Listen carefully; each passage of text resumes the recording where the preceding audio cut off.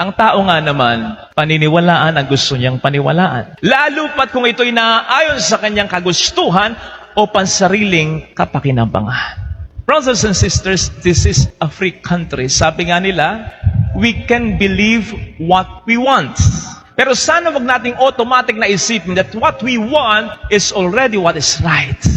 Mga kapatid, tama na mahirap magbago ng desisyon kasi pwede nating isipin o pwedeng isipin ng iba, walang moral backbone, walang sariling paninindigan. Masakit yon.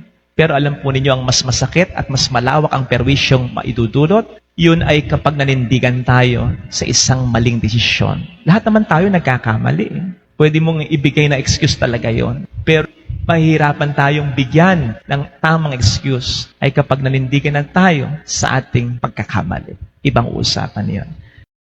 Hindi ba't masakit yon na pagharap natin sa Panginoon, sasabihin niya sa iyo, ito yung balak ko sa buhay mo eh. Magandang balak ko. Bakit kita bubuhayin nang wala ako magandang balak? Itong gusto kong mangyari sa pamilya mo, kahit naghihirap ka noon, may balak ako. Malalampasan mo yun. Gusto ko magkaroon ka ng impact sa buhay ng iba. Makapagbuo ng isang masaya, simpleng pamilya. Gusto ko maging fulfilled ka.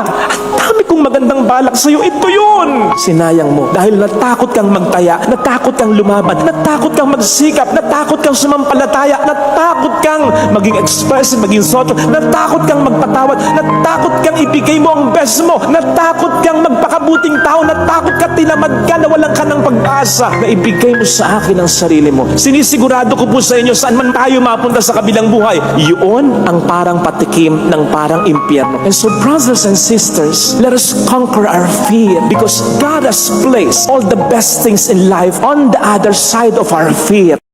Nasa saan ka mang sitwasyon ngayon? Kung sa palagay mo, diyan ka talaga inilagay ng ating Panginoon, believe me, you are the right person for that.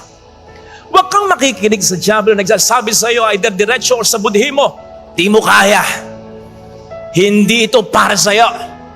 Wala nang mangyayaring maganda sapagkat, to tell you frankly, sinungaling siya. Ang nakikita niya, may mangyayari pang maganda. Ang nakikita niya, kaya mo talaga. Kaya binabaligtad ka niya.